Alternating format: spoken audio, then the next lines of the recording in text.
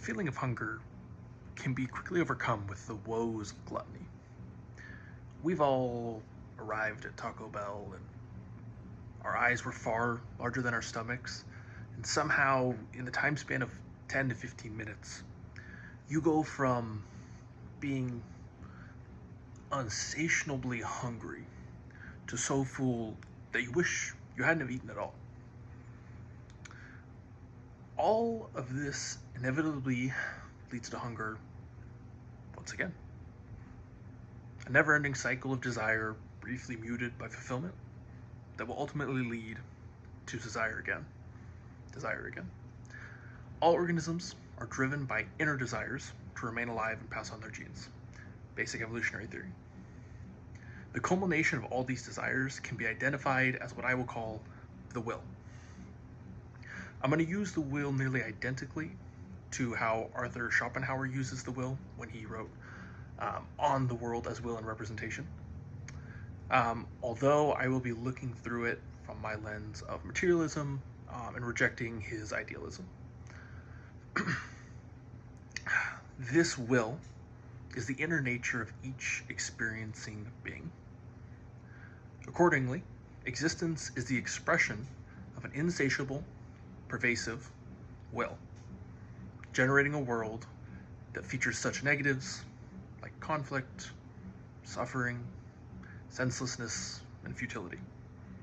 It is the will to live that perpetuates this cosmic spectacle. For Schopenhauer, the tragedy of life arises from the nature of the will, which constantly urges the individual towards the satisfaction of successive goals, none of which can provide permanent satisfaction for the infinite activity of the life force or the will. It can never be fulfilled. It will continually rise again. This is where my argument lies. Our suffering lies in the fundamental inability to ever fully satiate this will. We're all left to want, no matter what. We all know this feeling. Engaging in even a small amount of introspection will show you this. After completing a goal, we spend very little time paying attention to any enjoyment that this may bring us, as we eventually will develop a new desire quickly. When I graduated from college, it didn't take me until essentially the next day to start thinking about, I have to start applying for jobs. I need to look forward to my employment. Mind you, I just had spent 5 years on top of the previous 13 years of public education trying to achieve this goal. And it was easily supplanted by the next one.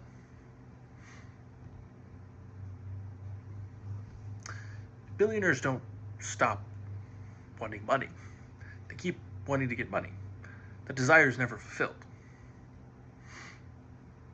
The process of mate selection makes this even more obvious. We as conscious agents who are sexually reproducing beings look for mates based on different fitness indicators. Right? Attractiveness, how well we think they're going to parent our offspring and make sure that they live for a long time, how faithful they will be, how open they are, all these sorts of things. This desire cannot be fulfilled, unfortunately, and I will demonstrate this easily. Sabrina Carpenter was cheated on. The will and the desire in sexually reproducing beings is so strong that Barry Keoghan cheated on Sabrina Carpenter. Sabrina Carpenter put this man in a music video asking him to specifically not cheat. And he was dating Sabrina Carpenter. I think I had mentioned that, but it needs to be reiterated, because if that desire cannot be fulfilled through those means, and he is looking to the next, how could it ever be? What was Barry doing? The inability to stop the onslaught of the will is not the only issue. Schopenhauer raises an interesting antidote for this eternal paradox in the form of asceticism. This is a life that many monks and religious leaders will live. One completely devoid of attachment, beyond with their God, doing only what will keep them alive. These people will go deep into the mountains for months, sometimes years, for the sole purpose of being alone, to meditate, to contemplate.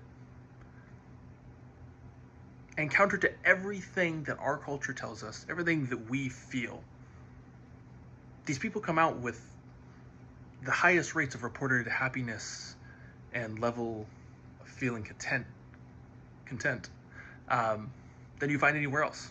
They have lower levels of stress hormones, things that we couldn't even fathom in the fast-paced society that we live in. Attachment and desire are like eating an ice cream cone, and there's little razor blades in the cone. So just think about like the pictures. Oh, I found this in my kid's candy, and it's like a AK-47, but it's you're liking an ice cream cone with razor blades within. When you go to fulfill a desire, it's sweet for just a moment before that razor blade cuts you open again, leaving you want to go back. I want to be clear that this is not me advocating for everyone to run to the woods and live a life alone, talking to no one. Okay? I want us to consider the power that our wills have over us, and to not let it consume us with fear and anguish.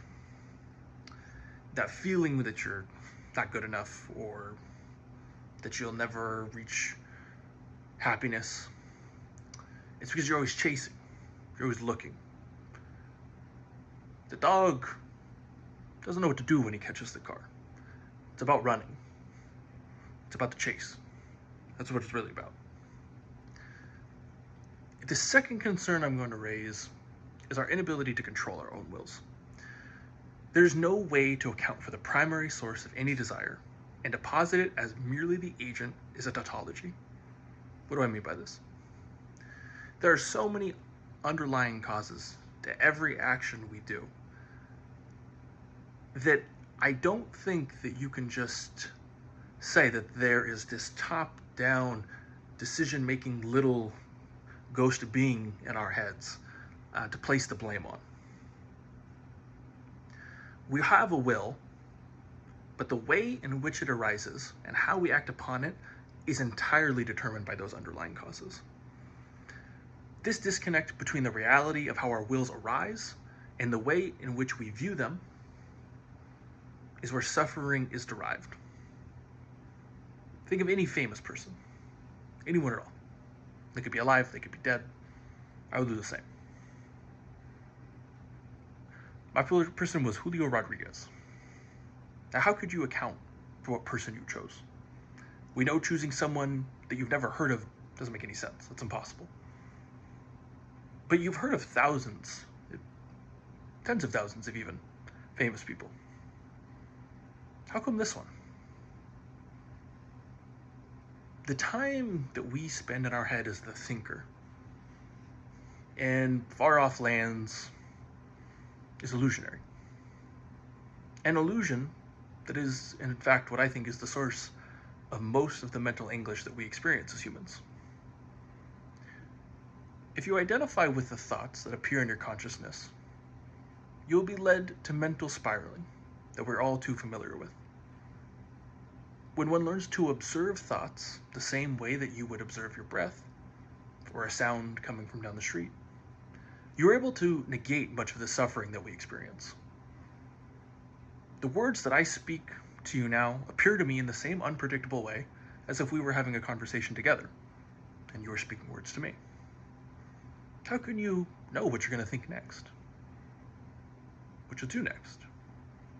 Not advocating that we don't have long-term planning. That's obviously an evolutionary byproduct and important for our survival.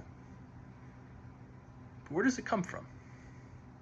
How can we account for some people being better planners than others? Other than everything they've been built upon, every previous desire and action of the will.